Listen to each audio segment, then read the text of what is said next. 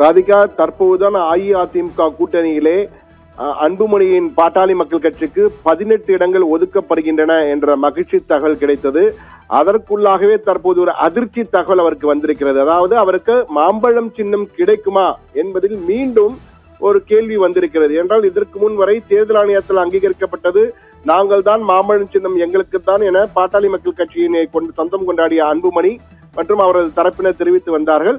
மாம்பழம் சின்னம் அவர்களுக்கு தான் என்று நினைத்திருந்த வேளையிலே தற்போது உச்சநீதிமன்றம் பரபரப்பாக ஒரு உத்தரவை பிறப்பித்திருக்கிறது. அதிலே ராமதாஸ் மற்றும் அன்புமணி ஆகிய இருவரும் 2 நாட்களுக்குள் சிவில் நீதிமன்றத்திலே மனு தாக்கல் செய்ய வேண்டும். அந்த மனு மீது 3 தினங்களுக்குள் விசாரணை நடத்தி முடிவெடுக்க வேண்டும் என உச்சநீதிமன்றம் பரபரப்பாக தீர்ப்பு வழங்கியிருக்கிறது. இதனால் 5 தினங்களுக்கு பிறகுதான் அந்த மாம்பழ சின்னம் யாருக்கு கிடைக்க போகிறது, அன்புமணிக்கு கிடைக்க போகிறதா, ராமதாஸ்க்கு கிடைக்க போகிறதா, அல்லது யாருக்குமே கிடைக்காமல் போக போகிறதா என்பதெல்லாம் உறுதியாக தெரிய வரும். அதற்கு முன்னதாக இந்த உத்தரவு பரபரப்பாக தற்போது வந்திருக்கிறது. என்றால் இந்திய தேர்தல் ஆணையத்தால் அங்கீகரிக்கப்படாத அரசியல் கட்சியான பாட்டாளி மக்கள் கட்சி என்றால் கடந்த தேர்தலில் பெரிய அளவு வாக்கு சதவீதம் பெறாததால் அங்கீகாரம் பெற்ற கட்சி, அங்கீகரிக்கப்படாத கட்சியாக மாறியது பாமக. தற்போது ராமதாஸ் தரப்பு ஒரு அணியாகவும் ராமதாஸின் மகன் அன்புமணி தரப்பு மற்றொரு அணியாகவும் பிரிந்திருக்கிறது. இந்த நிலையில் கடந்த ஆண்டு ஜூலை மாதம் இந்திய தேர்தல் ஆணையம் அன்புமணி முகவரிக்கு மாம்பழம் சின்னம் ஒதுக்கீடு தொடர்பான கடிதத்தை அனுப்பியதால் இந்திய தேர்தல் ஆணையம் அன்புமணியை பாட்டாளி மக்கள் கட்சியின் தலைவராக அங்கீகரித்தது என அன்புமணி தரப்பு தெரிவித்து வந்தார்கள்.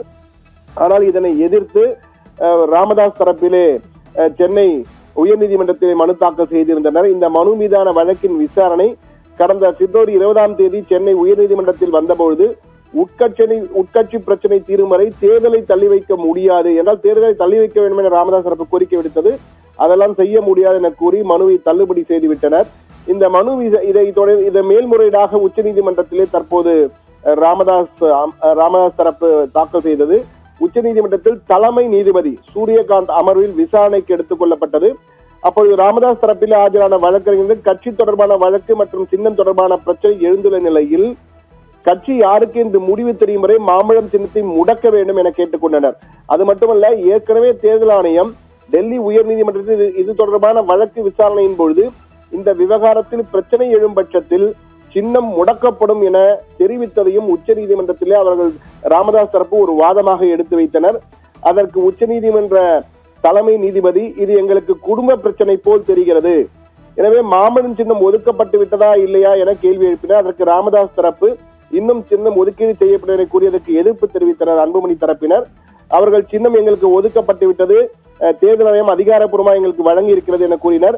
தொடர்ந்து அன்புமணியின் தரப்பில் ஆஜரான வழக்கறிஞர் அங்கீகரிக்கப்படாத அரசியல் கட்சி என்பதால் சின்னம் தொடர்பாகவோ கட்சியின் உட்கட்சி விவகாரங்கள் தொடர்பாகவோ அல்லது விதிமுறைகள் தொடர்பாகவோ தேர்தல் ஆணையம் எந்த முடிவும் எடுக்க முடியாது, அதனால்தான் உயர்நீதிமன்றம் தேர்தல் ஆணையத்திடம் உள்ள ஆவணங்களின் அடிப்படையில் முடிவு எடுக்க வேண்டும் என அறிவுறுத்தல் வழங்கி இருந்தது என்றும் அதன் அடிப்படையே தங்களுக்கு மாம்பழம் சின்னம் ஒதுக்கப்பட்டதாகவும் தங்கள் வாதத்தை எடுத்து வைத்தனர். ஆனால் ராமதாஸ் தரப்பு கட்சிக்குள் உரிமை கோரல் பிரச்சனை ஏற்பட்டு விட்டால் குறிப்பிட்ட அந்த சின்னத்தை யாருக்கும் ஒதுக்காமல் முடக்கி வைக்க வேண்டும் என்பதை இந்திய தேர்தல் ஆணையத்தின் அடிப்படை விதிமுறை என்பதை சுட்டிக்காட்டினர்.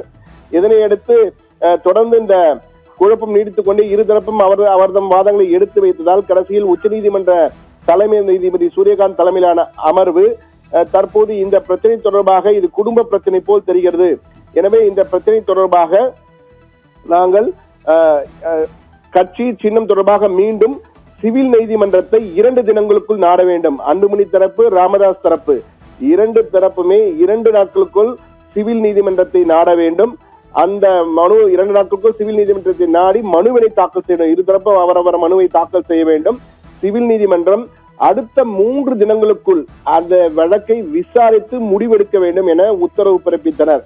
இந்த உத்தரவு மிக முக்கியமானது. அதாவது 5 தினங்களுக்குள் மாம்பழம் சின்னம் யாருக்கு என்பது முடிவாகும். நாளை மறுநாள், அதே போல அதுக்கு அடுத்த 3 தினங்கள் விசாரணை, பிறகு முடிவெடுக்க வேண்டும் என உத்தரவு பிறப்பிக்கப்பட்டிருக்கிறது உச்ச நீதிமன்றத்தால்.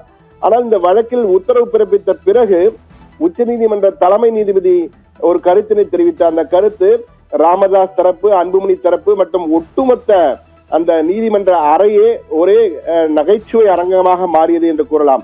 அவர் என்ன சொன்னார் என்றால், இந்த வழக்கில் உத்தரவு பிறப்பித்த பிறகு கருத்து தெரிவித்த உச்சநீதிமன்ற தலைமை நீதிபதி சூரியகாந்த் ராமதாஸ் அன்புமணி தரப்பை நோக்கி, நீங்கள் போட்டு அழுத்தும் அழுத்தத்திலே மாம்பழம் ஜூஸ் ஆகி விடாதா என சிரித்தபடி கூறினார். அதையடுத்து அனைவருமே கைத்தட்டி சிரிக்கும் அளவுக்கு தான் இருந்தது அந்த கமெண்ட். இது தொடர்பாக அன்புமணி தரப்பும் சரி, ராமதாசன் தரப்பும் சரி, நாங்கள் நீதிமன்றத்தை நாடுகிறோம் என கூறியிருக்கிறார்கள். எனவே சிவில் நீதிமன்றத்திலே நாளை வழக்கு வரும். வழக்கு மனு தாக்கல் செய்த பிறகு 3 தினங்களுக்கு பிறகு விசாரணை நடைபெறும். 3 தினங்கள்.